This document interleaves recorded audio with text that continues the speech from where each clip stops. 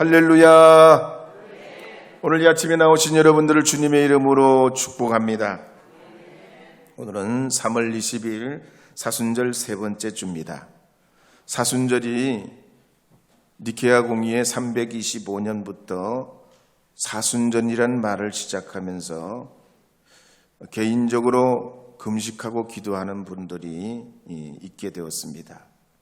그렇지만 이 금식은요, 음식을 전혀 먹지 않는 것이 아니고 특별한 음식을 피하고 절제하는 방식으로 금식을 했습니다. 가령 오후 3시까지는 음식을 먹지 않다가 빵과 물과 소금과 생선은 먹었습니다. 그렇지만 고기나 포도주나 달걀이나 우유나 치즈, 버터 같은 이 고열량의 음식은 피했습니다. 그러다가 그 전통이 계속 지속되다가 1000년쯤 흐른 다음에 시간이 좀 앞당겨져 가지고 오후 3시까지 하던 금식을 낮 예배 후 보통 12시까지 예배 직전까지 금식을 하고 예배 이후에는 음식을 먹게 되게 됐습니다. 어쨌든 이 부활절이 다가오려면 한 4주 정도 남았습니다. 이번 사순절 기간 동안에 여러분들께서는 예수님의 십자가를 생각하시면서 특별히 고난절기 마지막 주 사순절 때는 한 끼 금식을 실천해 보시기를 바랍니다.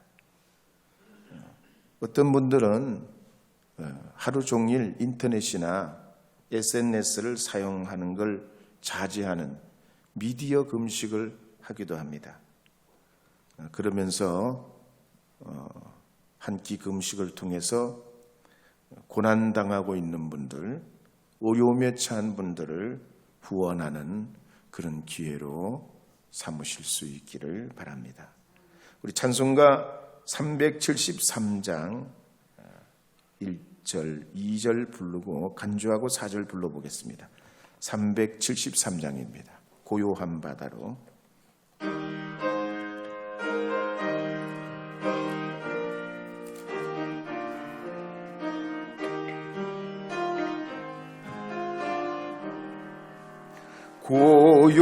고요한 바다로 저 천국 향할 때 주 내게 순풍 주시니 참 감사합니다.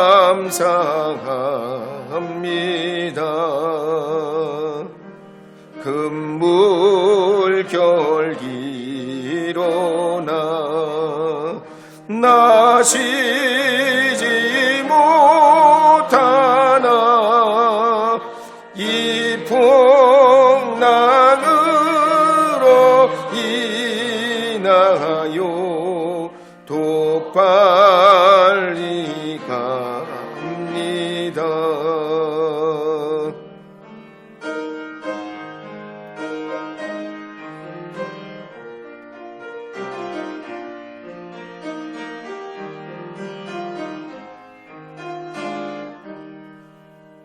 이 세상 고락가 주 뜻을 본받고 내 몸이 의지 없을 때 큰 믿음 주소서.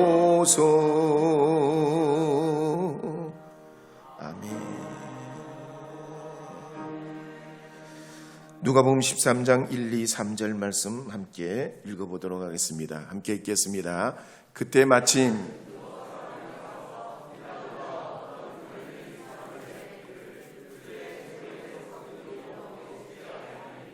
대답하여 이르시되 너희는 이 갈릴리 사람들이 이같이 해받음으로 다른 모든 갈릴리 사람보다 죄가 더 있는 줄 아느냐? 너희에게 이르노니 아니라 너희도 만일 회개하지 아니하면 다 이와 같이 망하리라. 아멘. 오늘 본문 말씀에 보면 예수님께서 갈릴리에서 예루살렘으로 올라가시기 전에 사마리아, 고라신, 벳세다, 두로, 시돈 지역을 비롯해서 베다니까지 다니시면서 여러 말씀을 전하시고 12제자와 70인 제자들을 파송하셔서 전도하시게 됐습니다. 그러면서 말 못하는 귀신 들린 자를 고치시고 여러 표적과 능력을 나타내셨는데, 그 중에 많은 바리새인들과 율법 교사들과 무리들과 수많은 사람들이 몰려올 때 그들이 알아들을 만한 비유를 통해서 하나님의 나라를 말씀하시게 됐습니다. 그런데 그때 어떤 유대인들이 예수님께 와서 굉장히 놀라고 분한 마음으로 최근에 빌라도 총독이 군인들을 보내가지고 성전에서 예배드리던 어떤 갈릴리 사람들을 살해한 사건을 고발하게 됐습니다. 그러면서 한편은 예수님께 나라를 잃은 울분과 서러움을 토로하고, 다른 한편으로는 하나님께 예배하다 칼에 맞아 죽은 그 비명 행사한 사람들을 두고서 얼마나 믿음이 없으면, 죄가 많으면 하나님 앞에 예배드리다가 칼에 맞아 죽냐, 무슨 죄가 그리 많아가지고 그렇게 예배 도중에 그런 황당무계한 일을 당하냐, 그러면서 자기들의 어떤 의를 은근히 부각시키려 했습니다. 그러자 예수님께서는 뜻밖에도 그들에게 이렇게 말씀하셨던 겁니다. 너희도 만일 회개하지 아니하면 다 이와 같이 망하리라 그랬습니다. 기록에 보면 빌라도는 로마 제국 티베리우스 황제가 주 26년에서 36년 동안 유다와 사마리아 지역에 총독으로, 5번째 총독으로 빌라도를 보냅니다. 그런데 이 빌라도가 총독으로 그 유다 지역에서 10년 동안 보내는 동안 유대인들과 크고 작은 마찰이 계속 생겨요.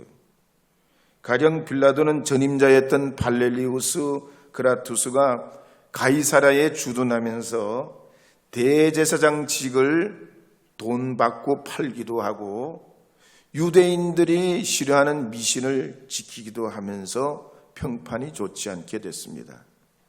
그래서 이 빌라도는 부임하자마자 그 가이사랴에 있던 군영을 옮겨가지고 예루살렘 그 헤롯 궁전 거기에다가 군영을 옮겨서 로마 제국을 상징하는 독수리 그림이 있는 궁기하고, 또 그 당시 로마 황제 티베리우스의 그 상징했던 문장 깃발을 가지고 예루살렘 성 안으로 들어가게 됩니다.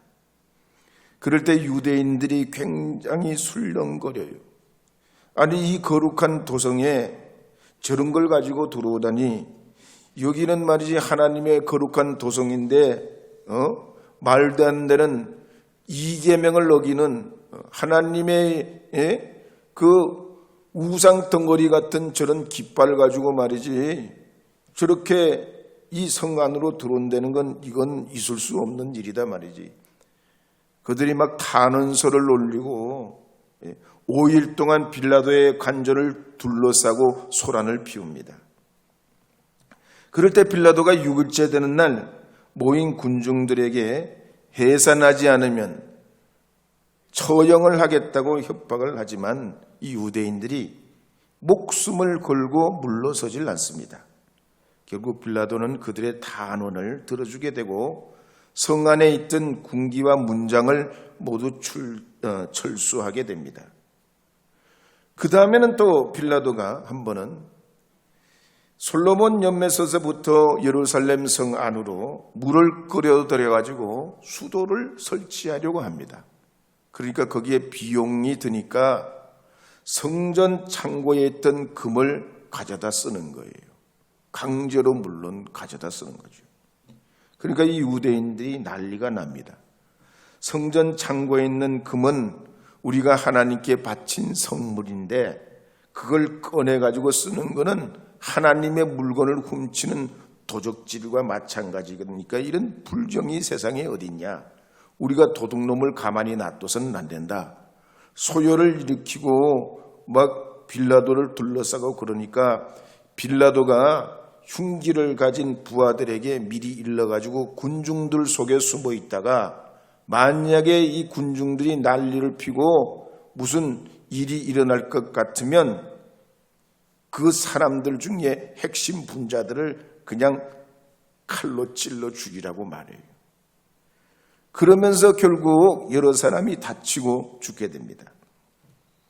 그러니까 빌라도가 볼 땐 이런저런 자꾸만 이런 충돌이 생기고 어려우니까 뒷조사들을 여러 가지로 해봅니다. 그랬더니 갈릴리 출신이자 열심당원이었던 한 선동자가 있다는 사실을 알게 돼요. 그래서 이 빌라도는 그 갈릴리 지역의 선동자인 이 갈릴리 사람을 제거하려고 갈릴리의 분봉왕 헤롯 안티파스에게 정가를 넣어가지고 그 사람을 제거해 보려고 애를 씁니다. 그런데 이 헤롯과 빌라도의 관계가 좋지가 않아가지고 협력을 안 해요. 결국 주 29년경에 6월절 명절 무렵에 수많은 사람들이 예루살렘 성전에 모여가지고 예배를 드릴 때 빌라도가 그 특정했던 갈릴리 그 열심당원 그 사람을 눈여겨봤다가 군사들을 동원해서 예배 도중에 급습해서 죽여버립니다. 이 일이 보수적인 유대인들이 볼 때 빌라도도 빌라도지만 거룩한 예배를 드리는 도중에 살해를 당한 그 갈릴리 사람도 죄인 중에 죄인이라는 거예요. 하나님의 심판을 받았다. 이렇게 생각한 겁니다.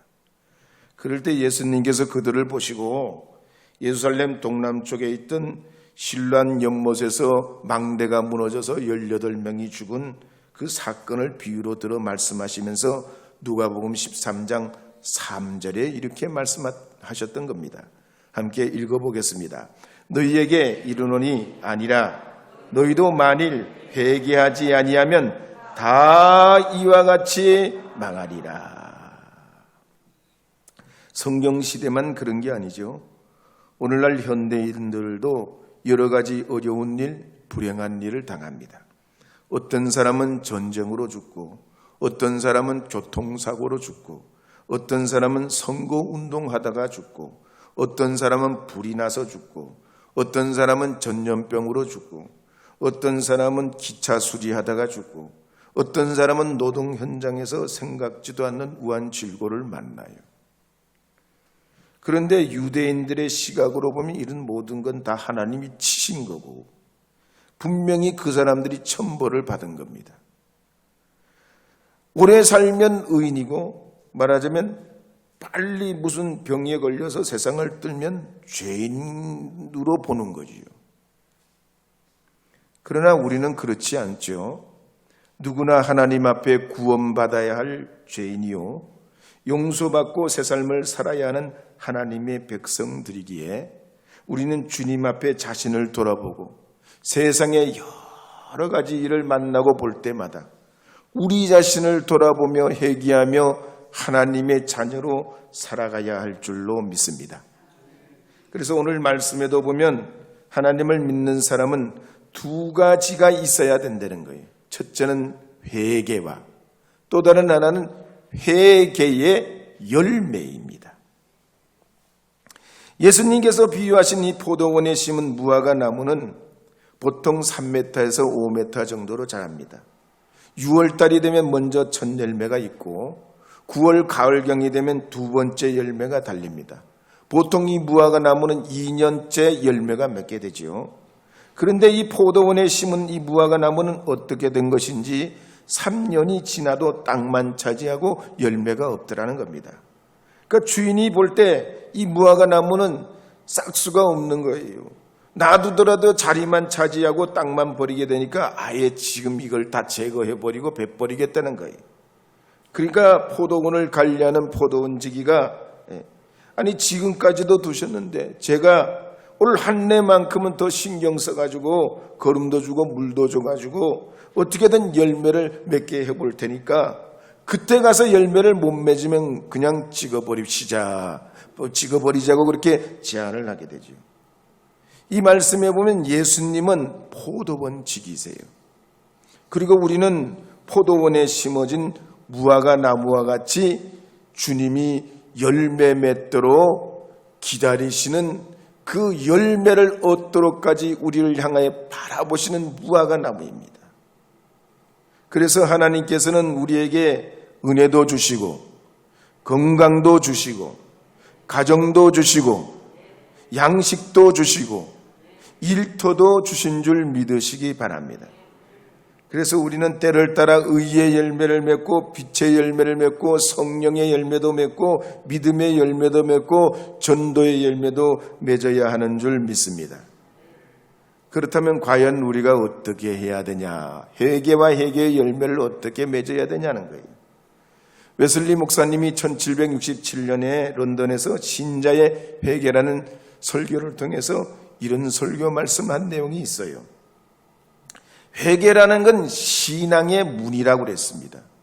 신앙으로 들어가는 그 문, 현관문과 같은 이 문을 통과하지 않고는 신앙 안으로 들어갈 수 없다고 그랬습니다.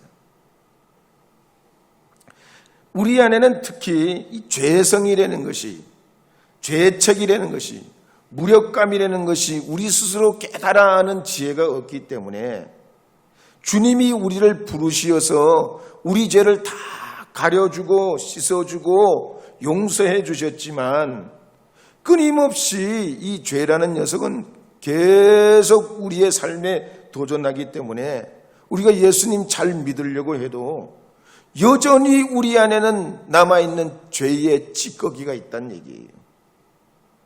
그런데 오늘 누가복음 13장에 이 나오는 유대인들이 뭐라고 합니까?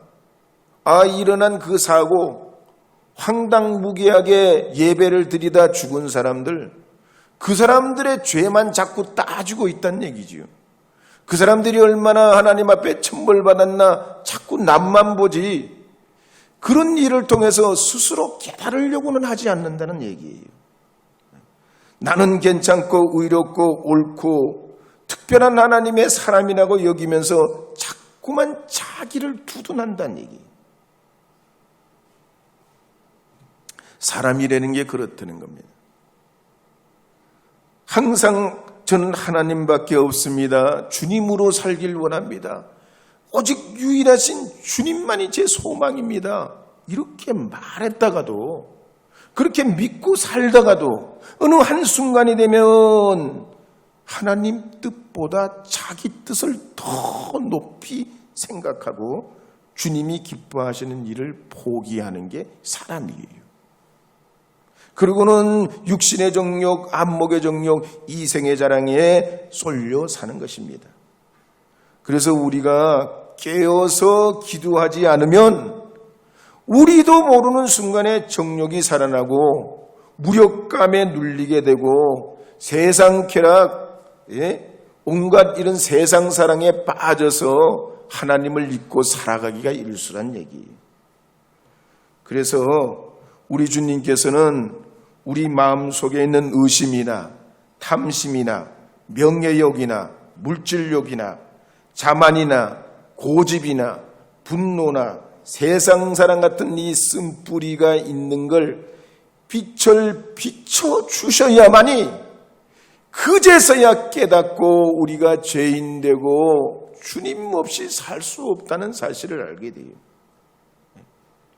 그래서 사랑하는 여러분, 이 아침에 나오신 여러분, 여러분은 오직 주님은 나의 구원이십니다. 나의 능력이십니다. 나의 힘이십니다. 나의 참된 행복이십니다라고 선포하시기를 바랍니다. 주님의 은혜는 오늘 한번 이 예배 중에 받았다고 해서 몇 날 며칠 가는 게 아니에요. 한 번 하나님의 은혜를 크게 무슨 능력 받았다고 평생 그걸로 먹고 사는 게 아니에요. 성경에 보면 문둥병자가 예수님께서 깨끗함을 받으라고 선포하신 다음에 제사장에 가서 내 몸을 보이라고 말씀하시죠. 근데 그 10명의 문둥병 환자가 어떻게 됩니까? 예수님이 그렇게 말씀하신 순간 그 문둥병이 깨끗해진 게 아니라 제사장에게 자기 몸을 보이려 걸어가다가 몸이 깨끗해져요. 그러니까 우리도 마찬가지입니다. 주님 앞에 우리가 주님은 나의 구원이십니다. 주님은 나의 생명입니다. 주님은 나의 영광입니다. 나의 힘입니다. 능력입니다. 저를 하나님 아버지 앞에 복되게 살게 하여 주실 줄로 믿습니다. 이런 고백을 매일 매 순간 믿음의 고백을 가지고 나아가는 걸음걸음을 내디딜 때 주님께서는 새 힘을 주시고 새로운 능력을 얻게 하시고 새로운 아이디어도 얻게 하시고 주님의 새 은혜 가운데 살게 하여 주시는 줄 믿으시기 바랍니다. 세상에는요, 절대로 다시 돌아오지 않는 세 가지가 있죠. 한 번 나가면 절대 안 돌아오는 게 뭐죠? 성경에도 나와 있죠. 첫째는 입에서 튀어나온 말은 한 번 나오면 절대로 되돌아올 수 없다 그랬어요. 두 번째는 활시위를 떠난 화살이. 화살이 한번 시위를 떠나면 절대로 되돌아올 수 없어요. 세 번째로 되돌아올 수 없는 게 뭐예요? 흘러가는 세월입니다.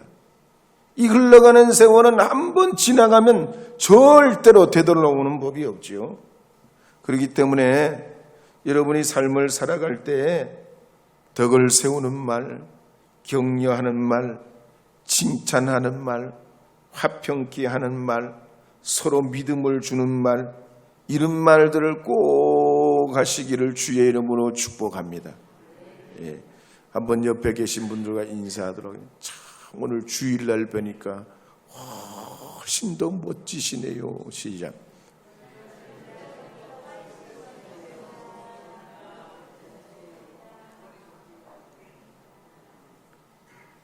한 번 더 인사하겠습니다. 장로님, 권사님, 집사님 언제나 이렇게 멋있게 계셔주세요. 시작.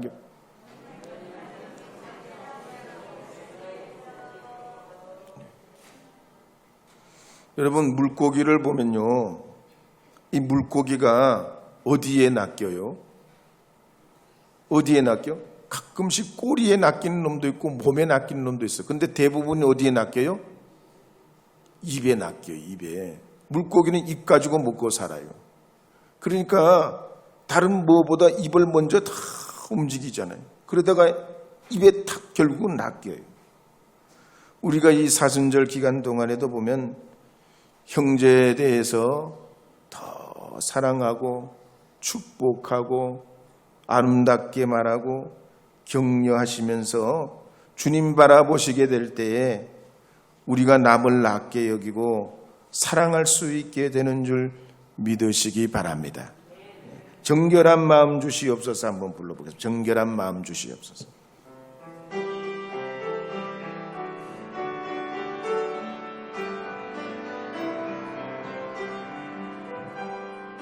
정결한 마음 주시옵소서. 오 주님, 정직한 영을 새롭게 하소서. 정결한 마음 주시옵소서. 정결한 마음 주시옵소서. 오 주님, 정직한 영을 새롭게 하소서.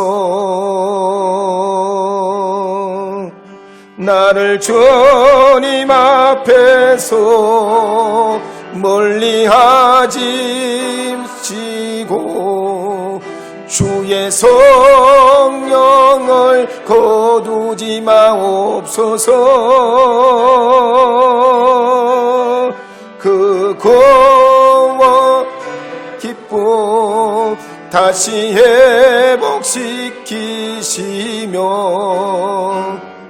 변치 않는 맘 내 안에 주소서. 나를 주님 앞에서 멀리하지 마시고 나를 주님 앞에서 멀리하지 마시고 주의 성령을 거두지 마옵소서.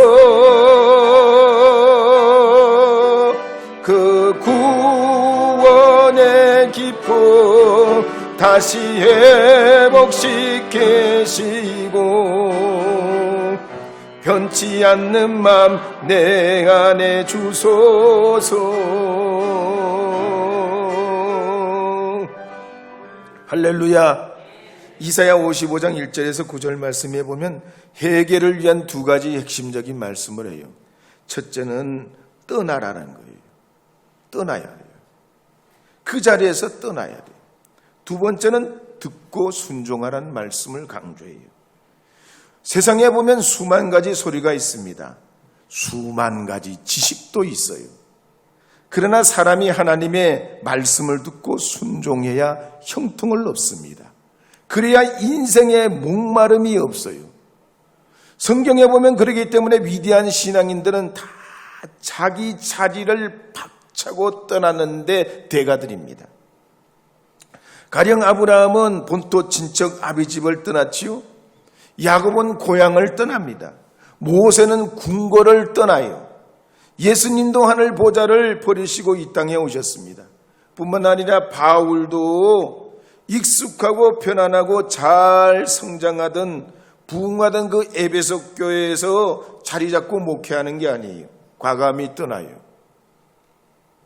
그리고 선한 싸움을 싸웁니다. 믿음을 지키고 의의 면류관, 생명의 면류관을 얻기까지 달려갑니다. 그래서 디모데후서 4장 6절에서 8절 말씀에 보면 7절 8절에 보면 이렇게 기록합니다. 7절 8절 읽어보겠습니다.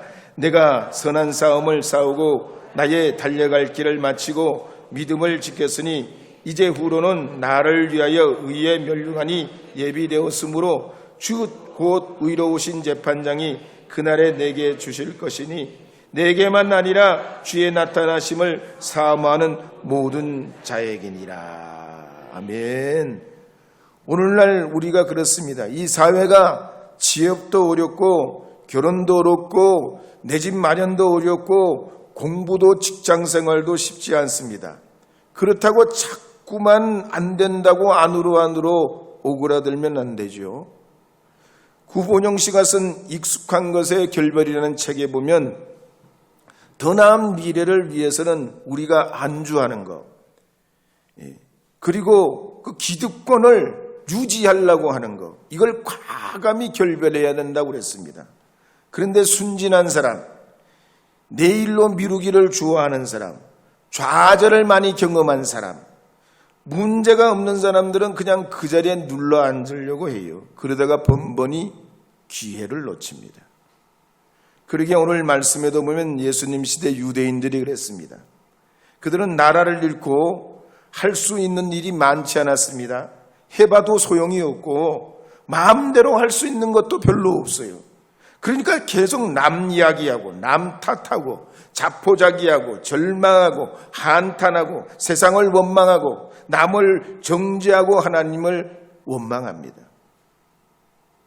결국은 자기가 변해야 되는데 자기가 회개해야 되는데 복을 받는데 그러질 못해요.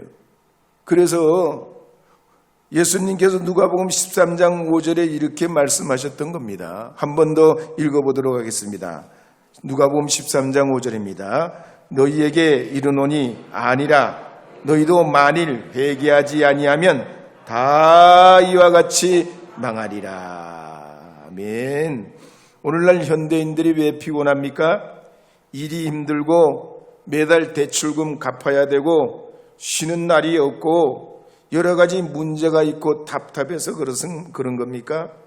오늘 이 성경 말씀에 보면 하나님께로 돌아와야 돼요. 주님께로 돌아와야 돼요. 주님께로 돌아와 쉬어야 우리 인생에 쉼이 있고 평안이 있는 줄 믿으시기 바랍니다. 그래서 빌립보서 4장 6절에 보면 이렇게 말씀합니다. 함께 읽겠습니다. 아무것도 염려하지 말고 다만 모든 일에 기도와 간구로 너희 구할 것을 감사함으로 하나님께 아뢰라. 아멘. 시편 37편 5절 말씀도 읽겠습니다. 내 길을 여호와께 맡기라. 그를 의지하면 그가 이루시고. 아멘. 저축을 하는 데는 두 가지 방법이 있죠. 먼저 소극적인 방법이에요. 소극적인 방법은 어떻게 합니까? 절대로 안 쓰는 거예요. 옷도 안 갈아입어. 양말이 떨어져도 안 사. 심지어 샴푸, 비누, 치약 이런 것도 안 사고 소금으로 가지고 써. 아주 짠돌이같이 끝까지 안 사는 거예요. 이게 누구의 방법이에요? 노숙자의 방법이요. 무조건 안 사. 안 쓰고 안 사. 이건 소극적인 방법이에요. 그럼 적극적인 방법은 뭐냐? 쓰는 것보다 더 많이 버는 거죠. 물론 줄이되 쓰는 것보다 더 많이 벌어요. 건강도 그렇습니다. 건강을 지켜내려면 나쁜 음식, 나쁜 공기 이걸 안 마시고 살 수 있냔 말이에요. 절대로 그러기가 쉽지 않아요. 산소통에 들어가서 산다고 해도 아주 100% 순수 산소통에 들어가 산다고 해도 사람이 나쁜 걸 절대로 안 마시고 안 먹을 수가 없어요. 그래서 건강관리도 적극적으로 긍정적으로 운동하고 하나님 앞에 감사하고 예배하며 주님의 주신 그 은혜를 믿고 하나님이 모든 세상의 운행자고 주관자이심을 믿으며 주님 앞에 나가야 하는 줄 믿습니다. 그래서 만약에 여러분의 가정에 말 안 듣는 자녀가 있다 그러면 어떻게 해야 됩니까? 그래도 하나님이 우리 집에 가출 안 하고 집에 잘 있는 자녀를 허락하셨구나. 할렐루야 아멘입니다. 내가 요즘 옷이 조금 끼는 듯해. 옷이 좀 작은 그런 느낌이 들어요. 그러면 어떻게 해요? 내가 요즘 잘 먹고 잘 살고 있구나. 그러니 이 옷이 조금씩 작고 그렇구먼. 또 여러분이 만약에 대개 말이죠. 하수구가 고장나고 아니면 유리창에 먼지가 끼고 세탁해야 할 옷과 신발이 있다면은 이거 구질구질한 게 뭐 이런 게 있냐. 그게 아니라 하나님이 나에게도 우리에게도 즐거운 집을 주셨구만. 행복한 집을 주셔서 창틀에 먼지가 있으면 어떻고 유리창에 먼지가 끼면 어떠냐 말이지. 주차를 하러 가실 때도 자동차 주차를 하는데 다른 자리가 없고 맨 구석쟁이에 자리가 한 자리 남았어. 그러면 말이지 그 한 자리를 보고 뭐라고 그러시는 게 아니라 하나님이 나에게도 이 자동차를 주셔가지고 이렇게 주차할 수 있는 하나님 은혜를 허락하셨구나. 그렇게 여러분 믿고 우리 자신을 돌아보고 감사하며 이 사순절을 보내야 할 줄로 믿습니다. 우리나라에는 1년 평균 강수량이 1283mm예요. 그런데 1인당 물 사용량이 얼마냐면 1450mm예요. 비가 오는 것보다 쓰는 양이 더 많아서 우리는 물 부족 국가로 분류됩니다. 그렇지만 우리가 주변을 돌아보면은 물이 없는 게 아니죠. 삼면이 바다로 둘러싸여 있고 한강, 영산강, 낙동강, 금강도 있고 편의점에 가면 심지어 제주 삼다수도 있고 스파클 생수도 있고 풀무원 생수도 있고 해양 심층수도 있고 지리산 고로쇠물도 나오고 미네랄 워터도 있어요. 무지 많아요. 하나님께서 이 시대에 우리의 수많은 세상에 물이 있지만 마실 물이 따로 있는 것처럼 우리의 영혼과 심령을 시원케 해주실 수 있는 분은 오직 예수님밖에 없음을 믿고 이 사순절 절기에 오직 주님께 집중하시면서 여러분 자신을 십자가의 은혜에 비춰보시고 새 힘을 얻으시고 새 능력을 얻으시고 새롭게 일어나 하나님이 주신 미래를 향해 나가는 주님의 자녀들이 되어야 할 줄로 믿습니다. 그런 믿음의 승리를 이루시기를 주의 이름으로 권면하고 축복합니다.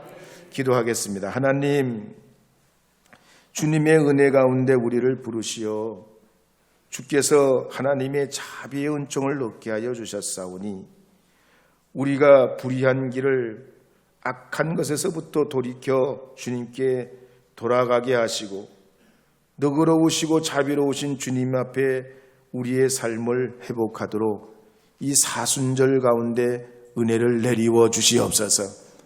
불평하고 불만하고 감사하지 못했던 우리의 영혼 깊은 곳에서 있던 하나님 앞에 불신앙, 불만족을 주님께서 고쳐주시고 주께서 허락하신 모든 것에 감사와 은혜를 헤아리며 우리 스스로 주님께 고쳐 살아가는 하나님의 사람들 되게 하시옵소서.